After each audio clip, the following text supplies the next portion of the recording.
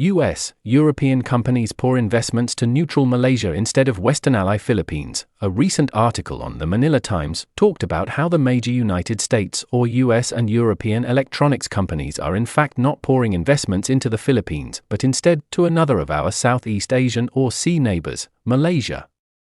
Here is a summary of that article. The US company Intel Corporation is investing $7 billion United States dollars to expand its plant in Malaysia and increase its computer chips output. Another US company, nvidia Corporation, is also investing in Malaysia by putting up a $4.3 billion worth super cloud computing center to support businesses related to artificial intelligence or AI.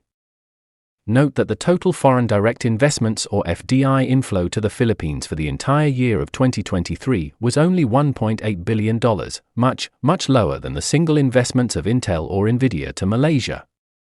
The German semiconductor manufacturer Infineon Technologies AG is also expanding its operations in Malaysia to the tune of $7 billion. Other US and European electronics companies like Robert Bosch GmbH, Ericsson, Texas Instruments Incorporated, and many others are also investing in Malaysia. If not Malaysia, the other choices of US and European investors are either Vietnam or Thailand, and not the Philippines. One main reason for these investments into Malaysia is the excellent quality of education there.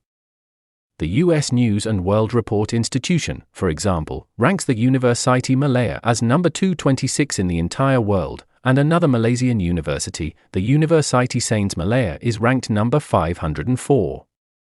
In contrast, one of the best academic institutions in the Philippines, the University of the Philippines or UP, is only ranked at 1,338th place in that same list.